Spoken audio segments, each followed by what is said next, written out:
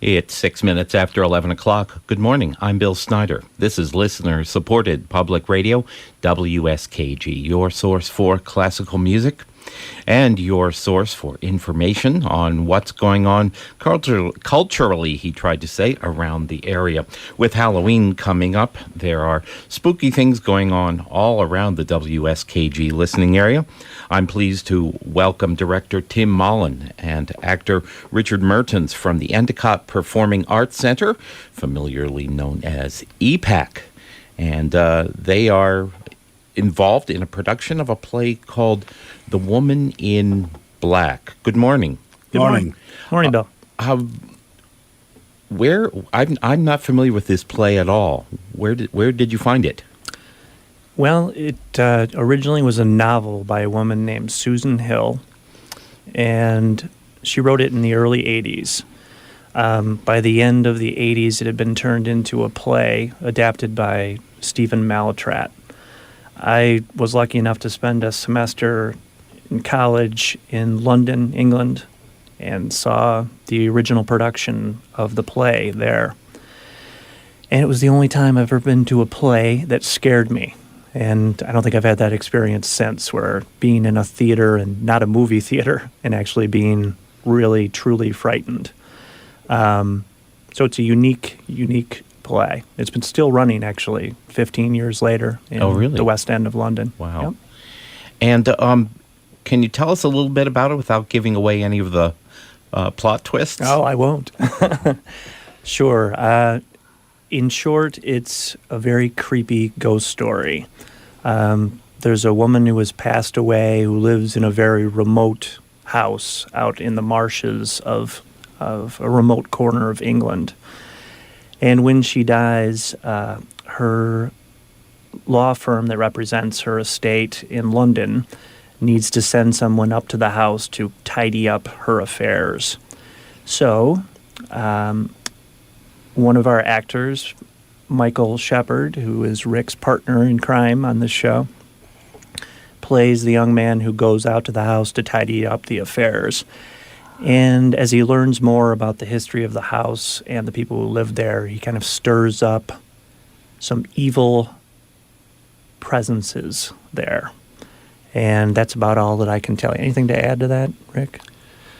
I guess what appealed to me about the play is that it's a perfect Halloween show and that it's a rousing ghost story, but of a kind I grew up with, where you're terrified not by seeing gore and splatter as you do in a lot of movies currently, but by what you really don't see, what your imagination conjures up, such as Hitchcock used to do in a lot of his movies, where what you don't see is even more frightening than what you do see.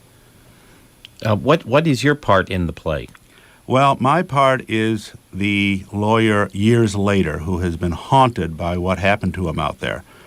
And in an effort to try to exorcise the ghost from his conscious and his imagination, he's going to retell the story. And what makes it rather fascinating is he's not retelling it really from his point of view. That's what my partner Michael is doing. He's playing my character when it happened. My character is trying to recreate it and live it through all the other people that he met at the time. So he's really retelling the story from the opposite point of view that he lived it. So Rick has a huge challenge in this that he's risen to quite well, I have to say, of playing 7 different characters. So he's got different accents and personality types and physicality, and it's a lot of fun to watch him. Sounds like a hard job, too. Oh, yeah. Well, it is, yes. It's a lot of work, but it's well worth it. And there are only 2 actors in it. It must have taken a long time to memorize. Well, he gave us a whole week. I don't know what more you could ask for. I was cracking the whip the whole time. No, these 2 guys are real pros, and it's been a pleasure to have them work on this because it's a very technical show, very heavy on a lot of design elements, especially sound. So they really had to get off book, as they say, very quickly. And they did. They had their lines down within a week. Wow. If you're just joining us, my guests are Rick Mertens and Tim Mollen, involved in the Endicott Performing Arts Center's production of The Woman in Black. October 15th through the 17th, and October 22nd through the 24th. EPAC, I still think of EPAC as something relatively new, but it's been around for how long? Boy, I wish I knew the exact amount of time. I'd say maybe 5 years. Don't know exactly. I just moved back to town myself about 2 years ago, but I know that they were running for several years before that. If any of the listeners haven't been to the restored EPAC Theater, they may remember it as the Lyric Theater. The Lyric Theater from years and years ago, or possibly as the Town Theater from my childhood. We used to go to see movies there. Yeah, I'm showing my age by calling it the Lyric. Right. And it's beautifully, beautifully restored. They have balconies and curtains. They've really done a phenomenal job of remaking it into a great performance art. I know they found space. the original balcony from when it was a theater that was underneath the movie theater balcony. Yeah, they found a bunch of things. They had quite an experience. It was quite a tough road to get it to where it is now, where it's just a beautiful space. And they, in addition to the hard physical work of turning it into a good performing arts space, they've put in the creative and artistic work as well. It's just a great place as far as how eclectic it is and diverse in its offerings. Just for a couple of examples, it's not just theater productions. They'll have ballet performances.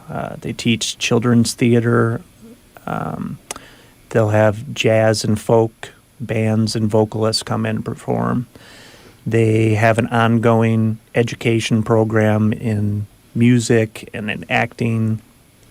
I've taught an improv comedy workshop there a couple of times.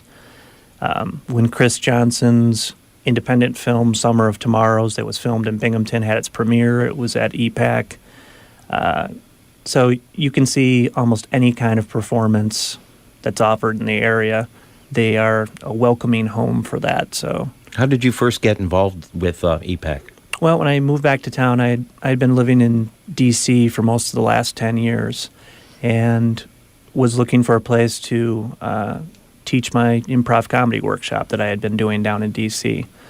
And when I approached Pat Fody and Lou Ligouri, the two gentlemen that basically are the heart and soul of EPAC, they were very welcoming to the idea, let me do it. And based on that success, they're putting their necks on the line by letting the comedy guy direct a horror ghost story. So we'll see how that works out.